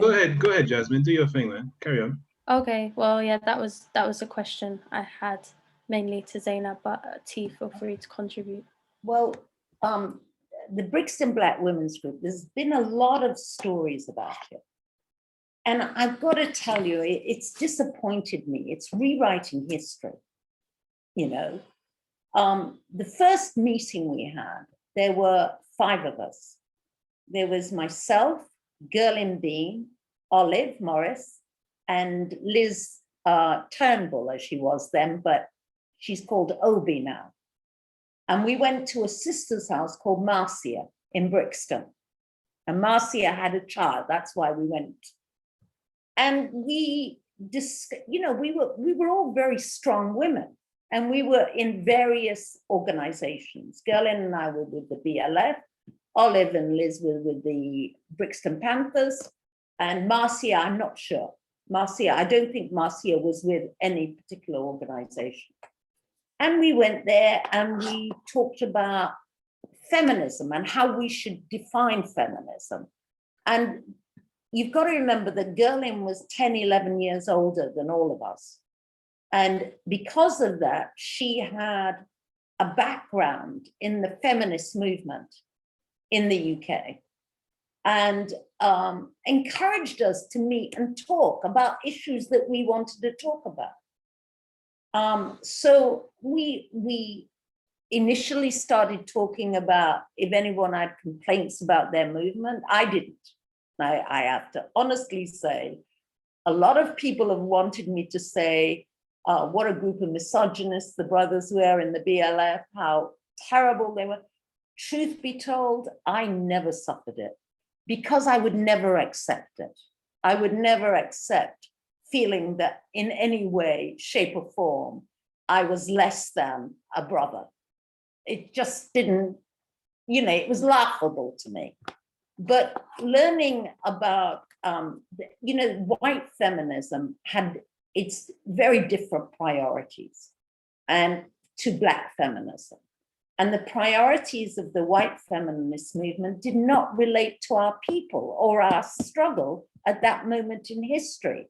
I don't know whether it does now, but it certainly didn't at that moment in history, because they were talking about things like Selma James's wages for housework. I mean, our people were doing 3 or 4 jobs just to feed the kids, and very low paid, miserable work. So why am I debating or even having the nerve to discuss wages for housework when it doesn't relate to my people? But it was developing into something that we could talk about as a people, as Black women, but I subsequently left for political reasons, let's say that, although it went on after that, and Gerlin, I know, remained. So that was the Black women's group that I remember. And it was the only one Brixton Black women's group that I know existed. But there is mythology about its creation. I'm really sad that someone like Gerlin Bean, who was a great sister, and did a lot in our community on various levels, as a revolutionary sister and as a sister working with Black youth, as full-time work. She made an enormous contribution to our community. And it really hurts me when people don't recognize that she started something like the Brixton Black Women's Group. It hurts me. It is a total rewrite of history.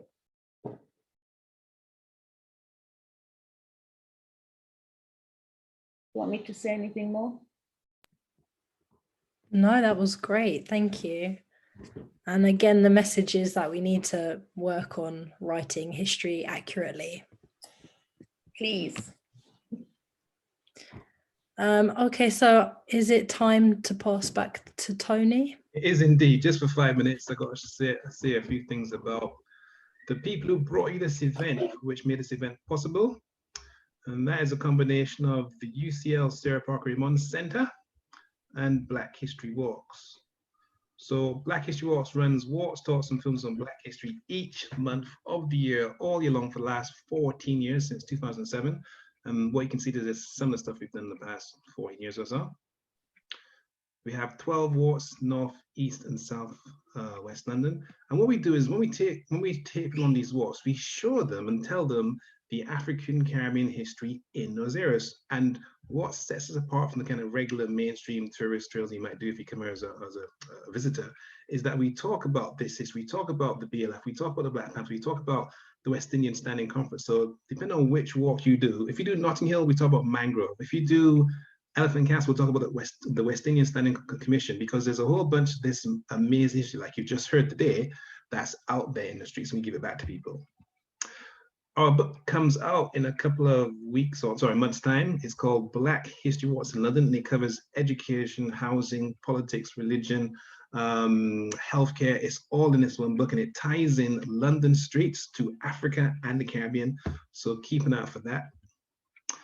River Cruise is coming up shortly too, and we have a Black History river cruise that goes up and down the river, and we show people the African Caribbean history on the river, on either side of the river, between Vauxhall all down to Greenwich. And we also have characters in costume from history who are playing Phyllis Wheatley, Nanny Maroons, Alexandre Dumas, and other characters from the past. So it's a very unusual and interesting event. This is another way of reclaiming the history.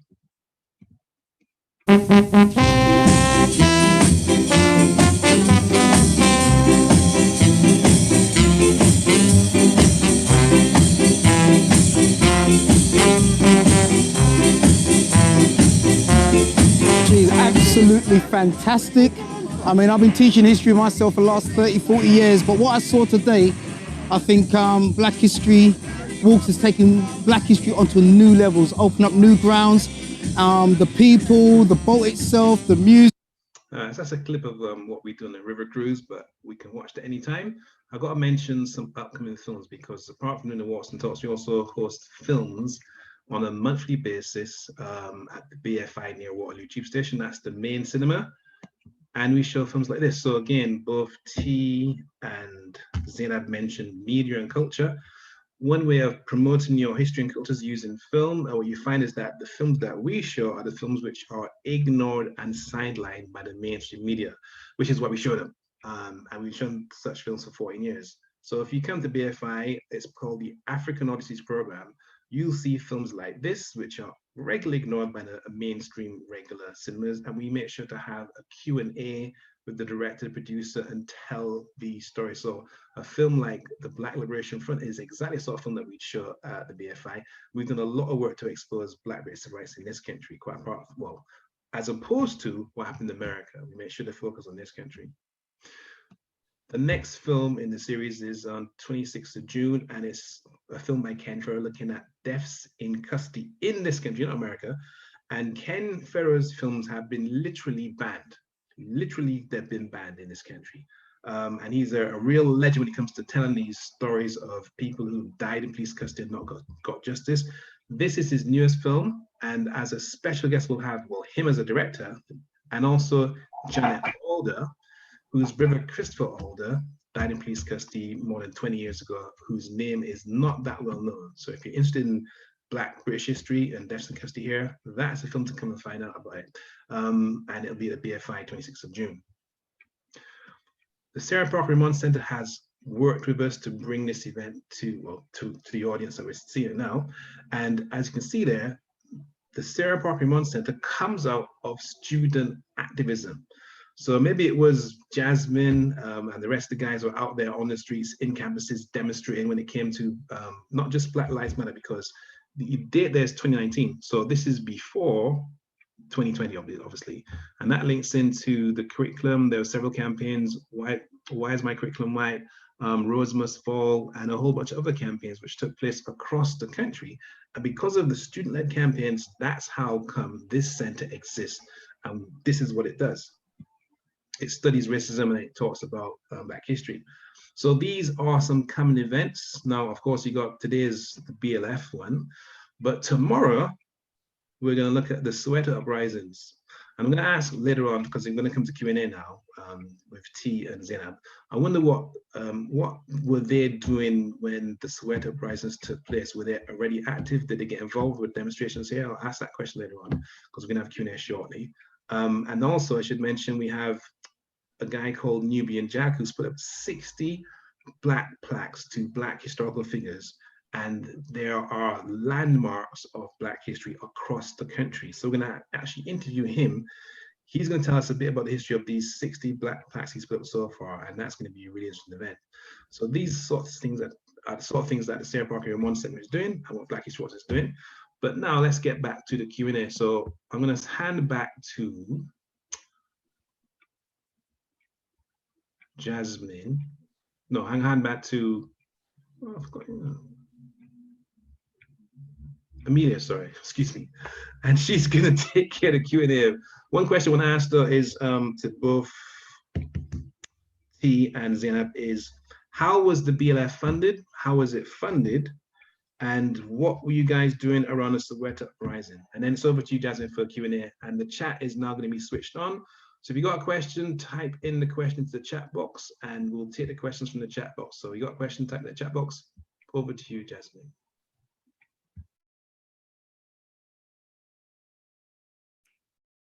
Are we answering that question? Yes, please. The BLF was not funded. We lived off ourselves, selling books in the bookshop, selling the newspaper, contributing from our own salaries because we all had jobs. You know, there was no organization funding the BLF, ever. There was no organization funding any radical Black group in this country, unless it was, you know, unless it was MI6 or MI5, but no, we were not funded. Nobody was funding us.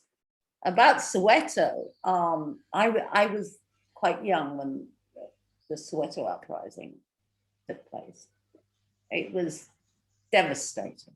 It was not because we didn't expect it, but because seeing young people being slaughtered in front of your eyes is something that's difficult to take when it's your, you know, it's like watching your family being murdered.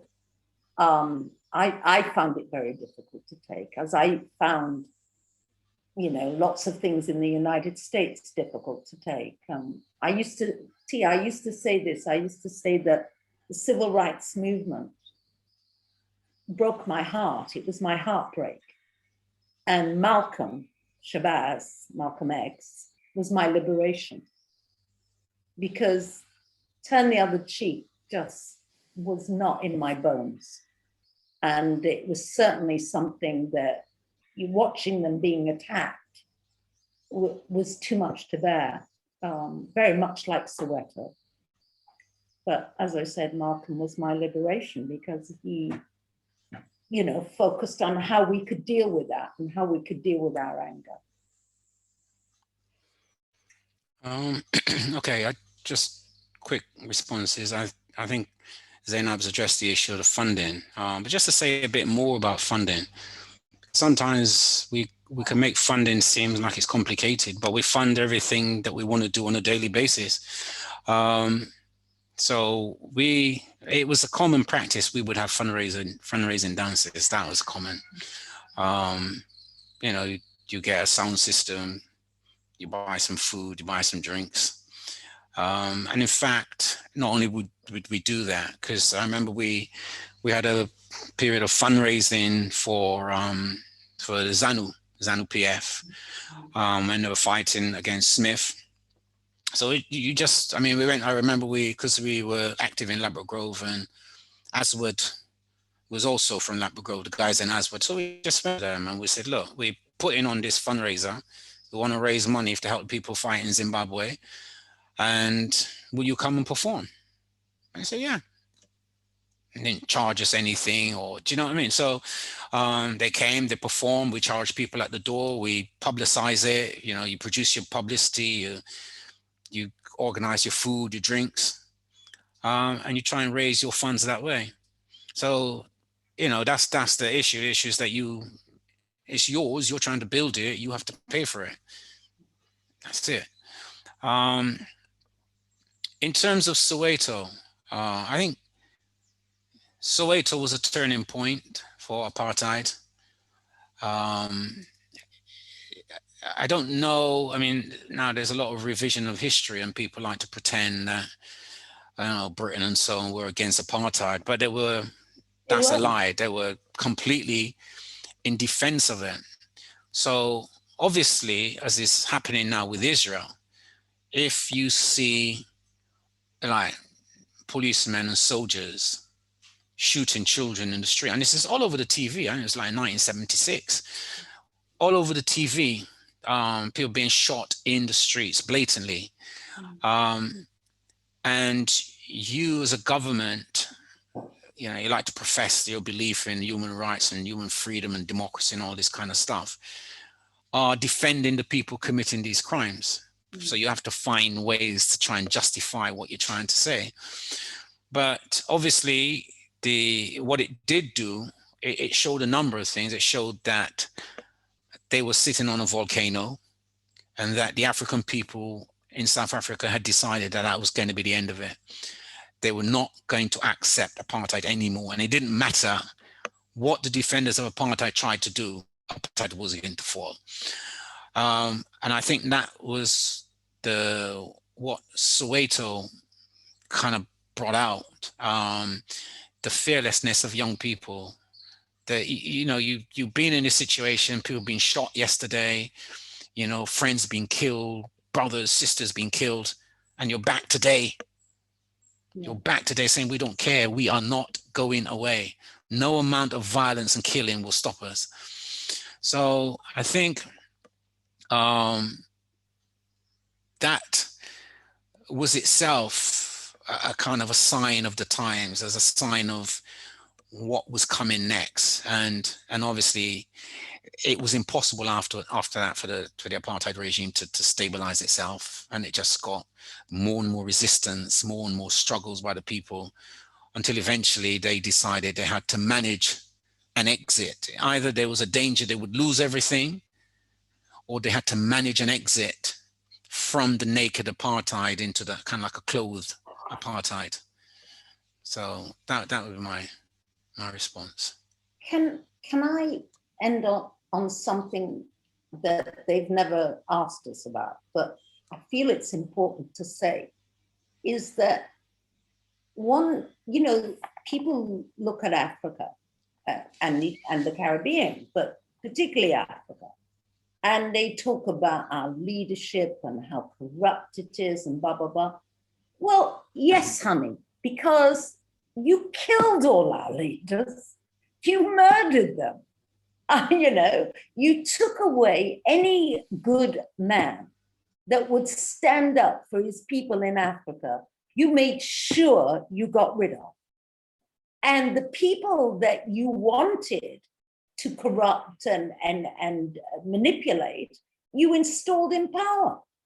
So I want young Black people, particularly out there, to realize that there is nothing ashamed, don't be ashamed of Africa and its governments, because we didn't create these governments at all.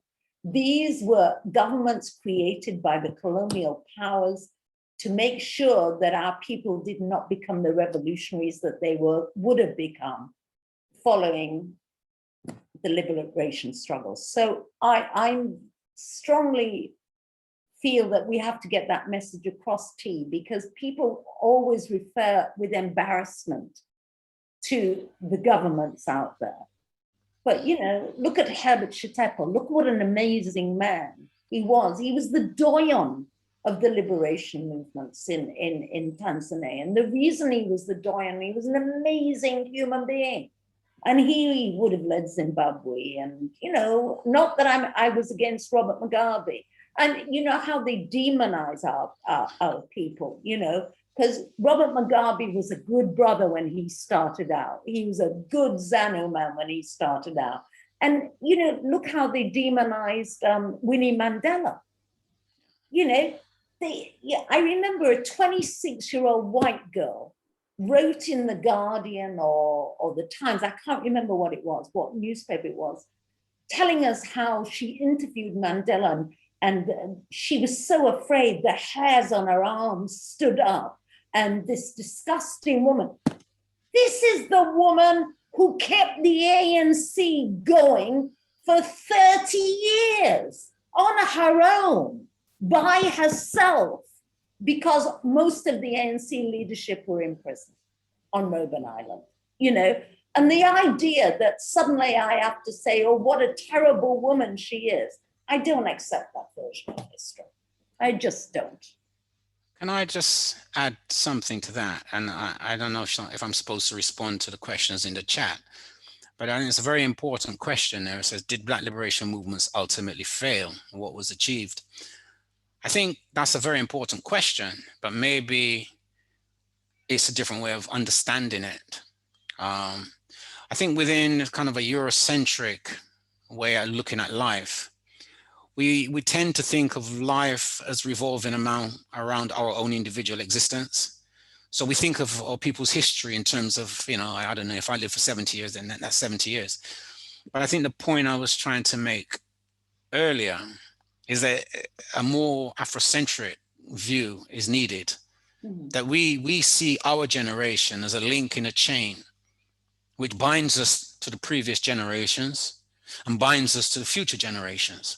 So the issue of the Black liberation movement failing, it doesn't arise because it can't fail, because it's a work that has to be completed. It may not be completed by this generation, but future generations will have that task. And insofar as this generation keeps the torch burning to hand it on to the next generation, then we've succeeded.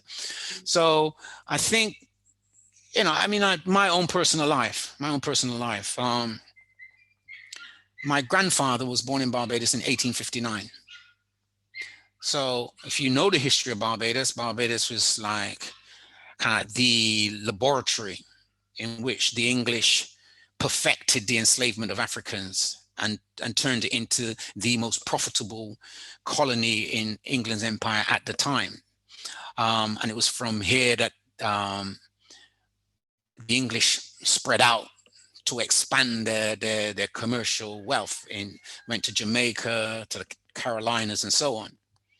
So, as I said, my grandfather was born in 1859. Slavery was ended in Barbados in 1838. So the chances are that his parents were enslaved Africans. That is the chance. So you got my grandfather, you got me, you got my father, you got me, you got my children. You got 4 generations. And the things that my children are doing today with their lives, the possibilities that exist for them, even in comparison to my life.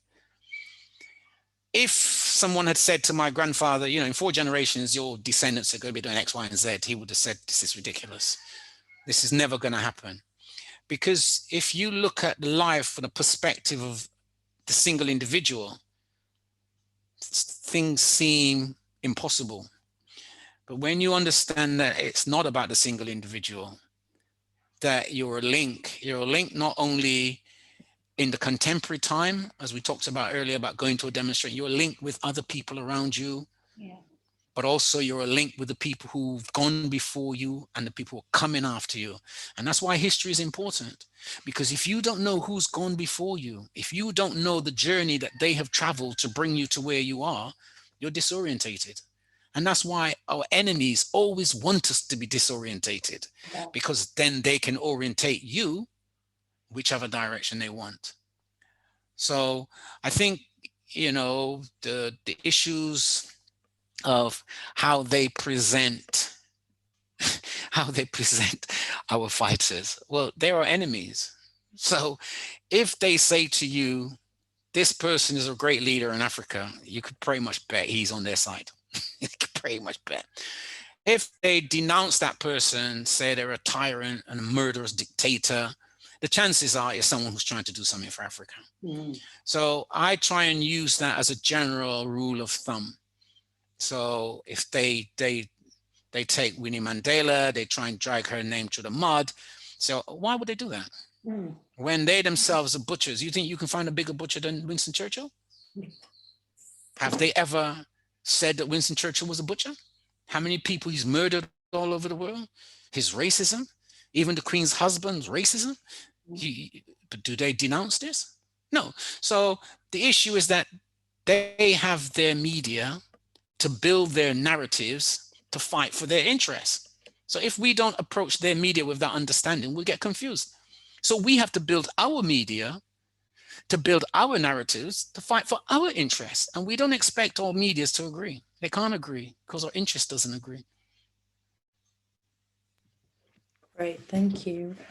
And just to go back to some of the questions that are in the chat, there is one from Steve Benison who asks, both of you, could you say something about the overlaps and links between the BLF and other political organizations or movements? So you mentioned Vietnam and feminism. So can you elaborate on that? There were lots of overlaps. Less on the feminism side, certainly in my day, but you remember, you know,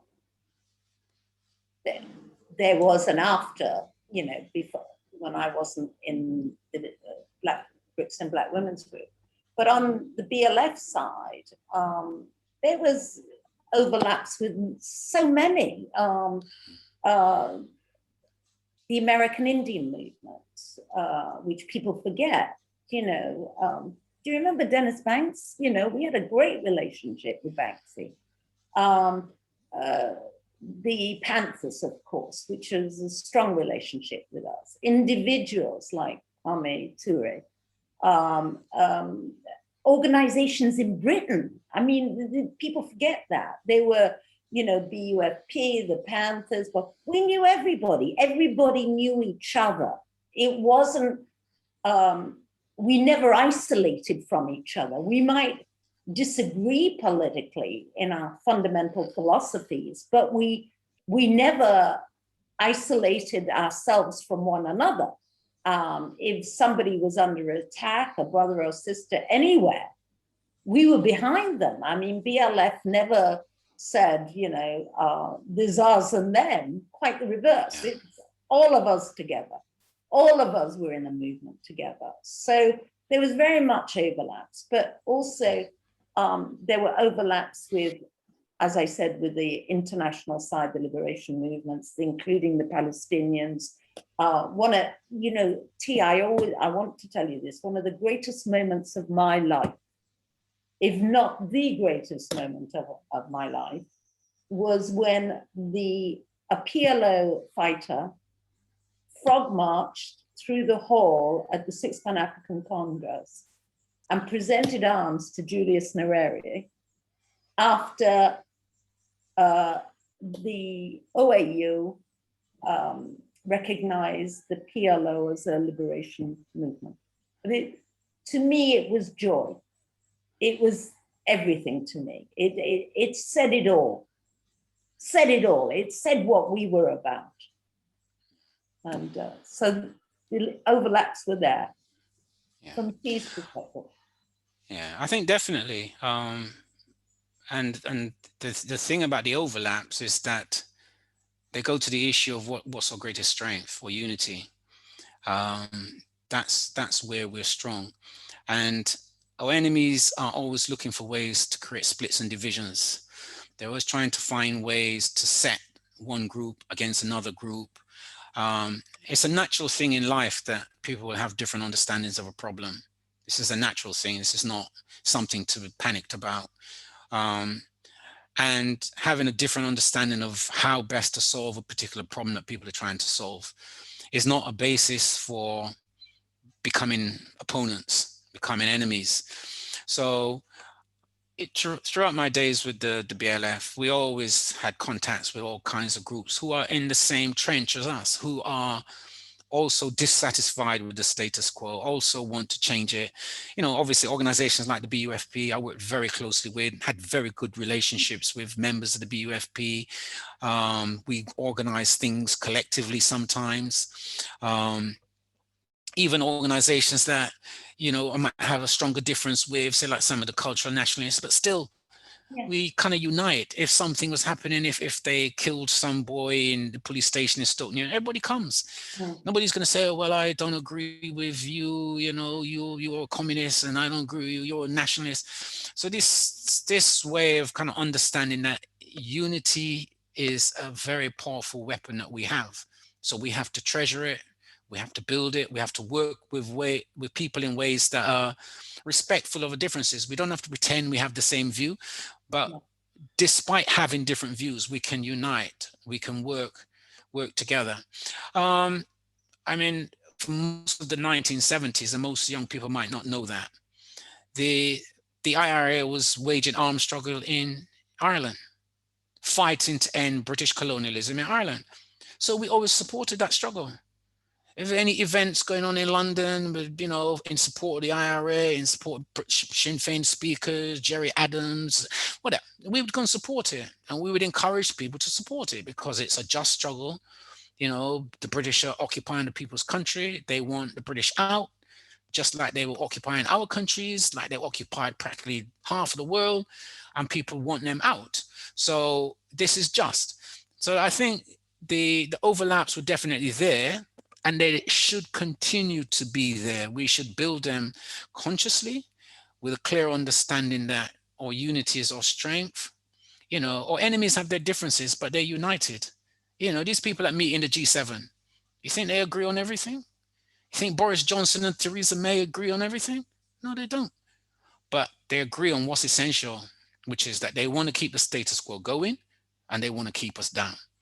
So if they can agree on what's essential, why can't we? But we did. Exactly.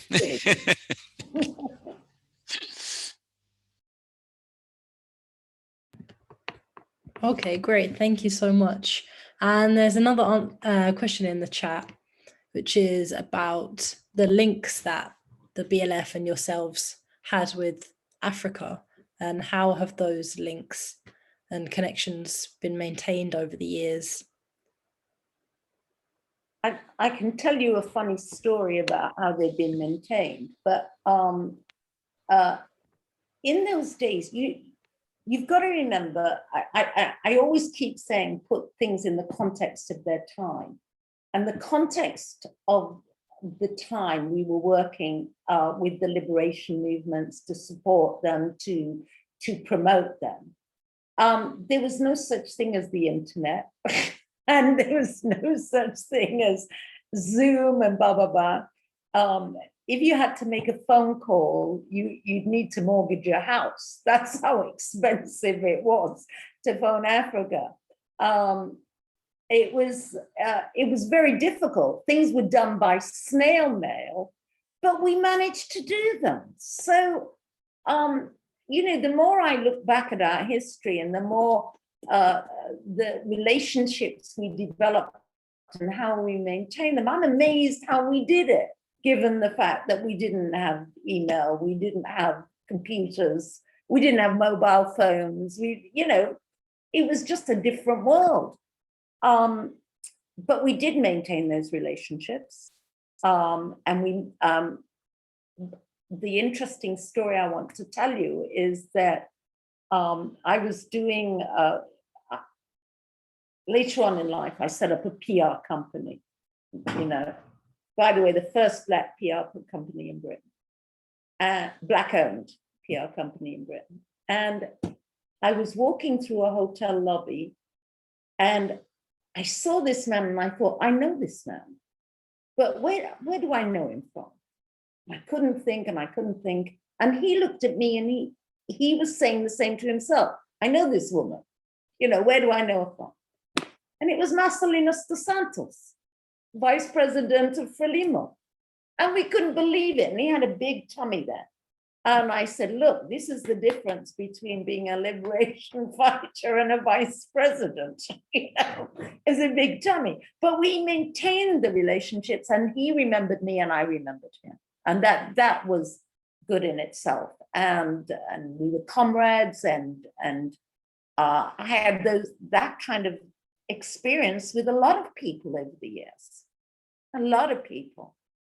And I'm proud of that. And certainly the American side, you know, I'm very close friends with Kathleen and very close friends with Kwame Ture and, you know, people who I looked up to, but I admired, but, you know, were teachers to me, but also friends to me. So we kept links going for a very, very, very, very, very long time. And those links are still alive today.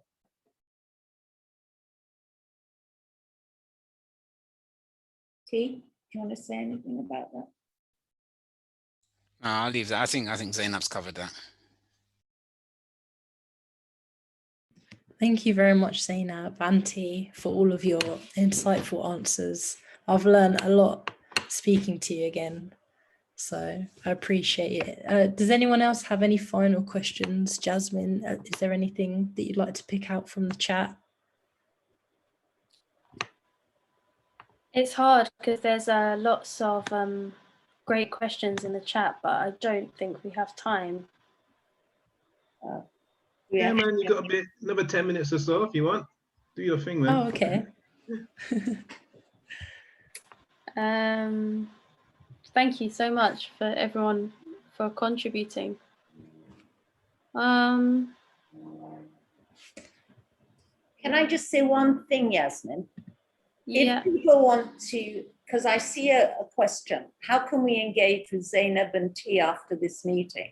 If people want to contact us, tell them to go through YHP, because the young historians know how to pass information on. This amazing group of brilliant young people know how to get in touch with half the Black community in this country. So go through YHP.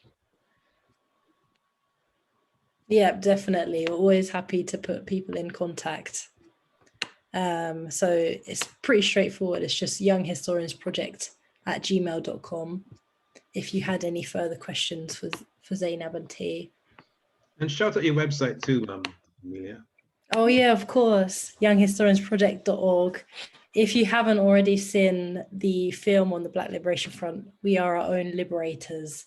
It's available in full on our website. And so is the accompanying exhibition on the Black Liberation Front, which goes into more detail on certain initiatives that the BLF were active in, like housing, supplementary schools, the Grassroots Newspaper, etc. And of course, much more research does need to be done about the Black Liberation Front and this period. So can I just check, for both T and Zainab, did the BLF either make or sponsor or actually have a bookshop in West London? Was that part of your activism? Yeah, we had the Grassroots bookshop. The Grassroots bookshop was the BLF. Yeah, and I mean, that was the main base. There was also the one in North London in Tottenham Head Start, and then we had one briefly in Kensal Green. There was a bookshop in Kensal Green as well.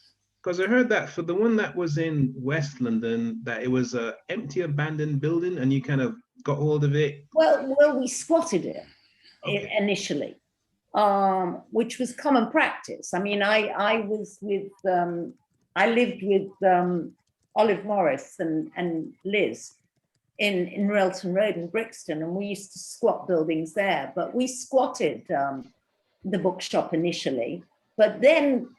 When the landlord saw how much good work we'd done in it, you know, painted it up, cleaned it up, you know, put beautiful stuff inside it, he was impressed, and we then were able to negotiate a rented situation with him.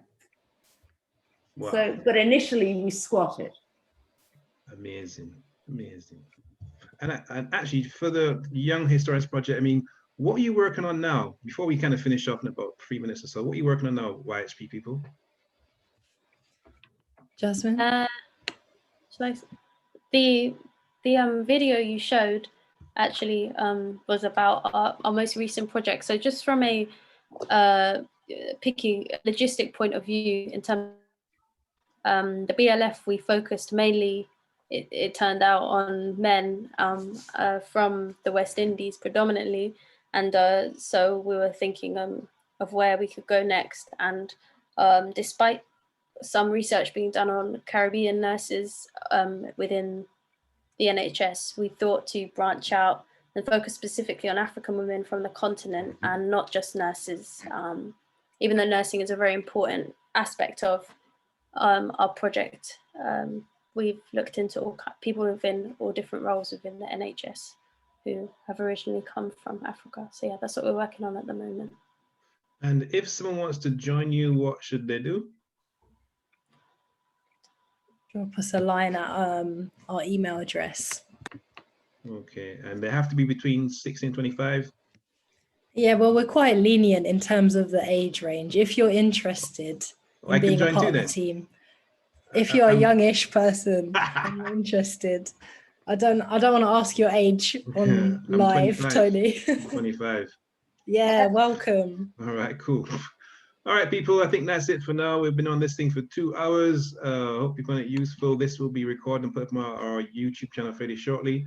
But I'd like to say thank you to T, thanks to Zainab, thanks to Jasmine, and thanks to Amelia, and thanks to the audience who've turned up. And yeah, we'll give it 2 more minutes, so we'll switch the stream up. But this is it, we're finished, it's over. Thank you very much, goodbye. Thank you. Are we off the air now? Not yet, in 2 minutes we'll be off the air. 2 minutes will be off the air. Switch off in 2 minutes. Okay.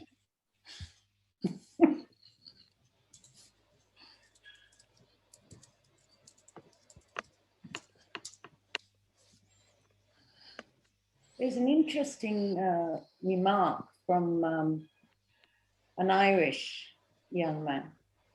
Yeah. Yeah, yeah. How could I forget to mention the Irish struggle? I mean, I tell you, this is old age. I swear. You know? I remember they used to come to all our demos and stuff, and we would go to theirs. Well, we can always do a part 2 event if you'd like to go into more detail. The thing with old age is it doesn't get any better the longer it goes on. So you remember even less when we get down there.